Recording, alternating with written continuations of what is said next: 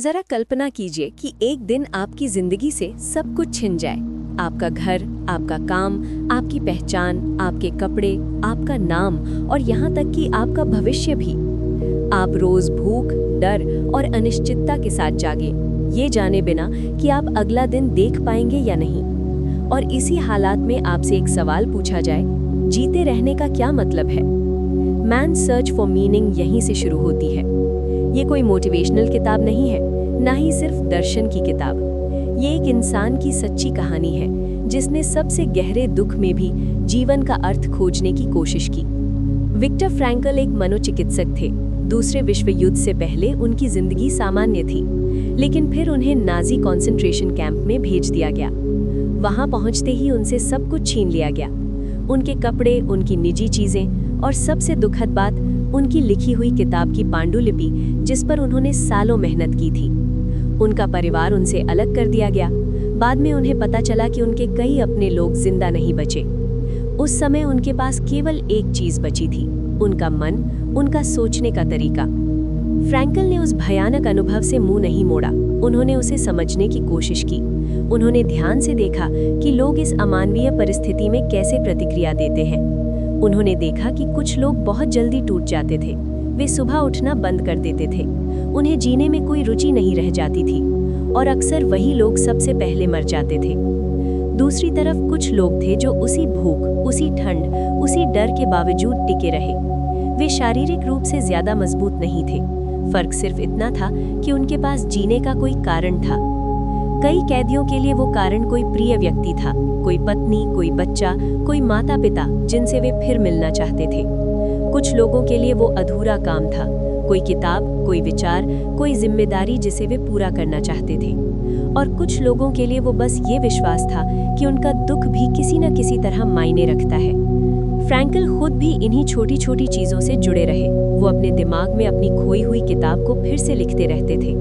काम करते समय ठंड में खड़े रहते हुए वो वाक्य और विचार दोहराते रहते थे ताकि वे मर ना जाएं। कई बार वो अपनी पत्नी के बारे में सोचते थे। उन्हें नहीं पता था कि वो जिंदा हैं या नहीं, लेकिन सिर्फ उनका ख्याल ही उन्हें आगे बढ़ने की ताकत देता था। बाद में फ्रैंकल ने लिखा कि प्रेम इंसान की सबसे ऊंची मंजिल है। कैंप में प्रेम कोई रोमांटिक चीज नहीं थी, वो जीवन को थामे रखने वाली शक्ति थी। धीरे धीरे फ्रैंकल की सोच बदलने लगी। उन्होंने महसूस किया कि सवाल ये नहीं है कि मैं जिंदगी से क्या चाहता हूँ। असली सवाल ये है कि जिंदगी मुझसे इस पल क्या चाहती है। सबसे बुरी हालत में भी जिंदगी हमसे कुछ न कुछ मांगती है, कभी धैर्य, कभी साहस, कभी किसी और के लिए खड़े होने की ताकत। अर्थ कोई दूर की चीज नहीं थी, वो हर पल मौजूद था। किताब का सबसे शक्तिशाली विचार ये है कि इंसान से सब कुछ छीना जा सकता है, लेकिन एक चीज नहीं, अपना रवैया चुनने की आजादी। फ्रैंकल ने देखा कि एक ही परिस्थिति में कुछ लोग क्रूर बन जाते थे, स्वार्थी हो जाते थे, जबकि कुछ लोग दूसरों की मदद करते थे, अपना आखिरी टुकड़ा भी बांट देते थे। हालात एक जैसे थे, लेकिन इंसान अलग थे। फर्क इस बात का था कि उन्होंने उस हालात का सामना कैसे किया। फ्रैंकल ये नहीं कहते कि दुख आसान है या उसे नजरअंदाज करना चाहिए। वो खुद उस नरक से गुजरे थे, लेकिन वो कहते हैं कि हालात और हमारी प्रतिक्रिया के बीच एक जगह होती है। उसी जगह में हमारी आज़ादी होती है और वहीं हमारी इंसानियत भी होती है। युद्ध के बाद फ्रैंकल ने अपने अनुभवों को एक मनोवैज्ञानिक सिद्धांत में बदला, जिसे उन्होंने लोगोथेरेपी कहा। लोगोस का मतलब होता है अर्थ।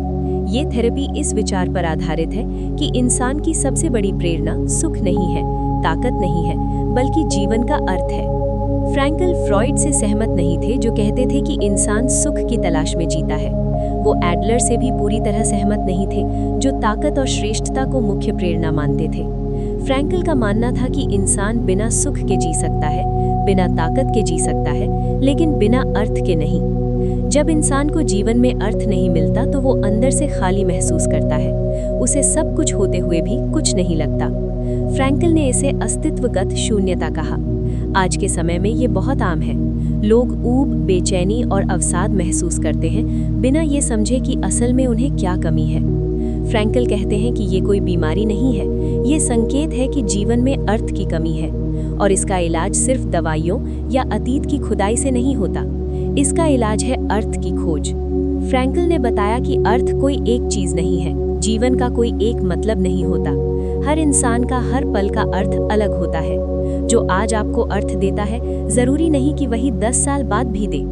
अर्थ कुछ ऐसा नहीं है जो आप गढ़ते हैं, वो कुछ ऐसा है जिसे आप खोजते हैं। उन्होंने अर्थ पाने के 3 रास्ते बताए।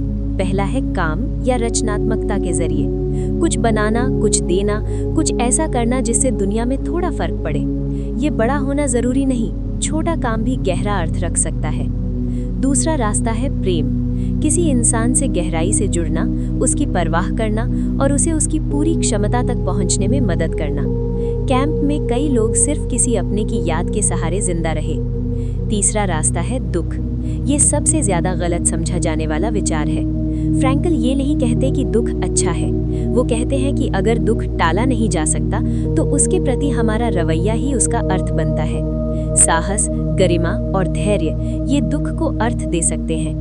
फ्रैंकल ने अपने मरीजों की कहानियां भी बताईं। कई लोग आत्महत्या के बारे में सोच रहे थे क्योंकि उन्हें लगता था कि उनकी जिंदगी बेकार है, लेकिन जब उन्हें ये एहसास हुआ कि कोई उन पर निर्भर है या कोई काम अधूरा है तो उनकी सोच बदल गई। एक व्यक्ति अपनी पत्नी की मृत्यु के बाद जीना नहीं चाहता था। फ्रैंकल ने उससे कहा, अगर तुम पहले मर जाते और तुम्हारी पत्नी जिंदा रहती तो उसे कितना दुख होता।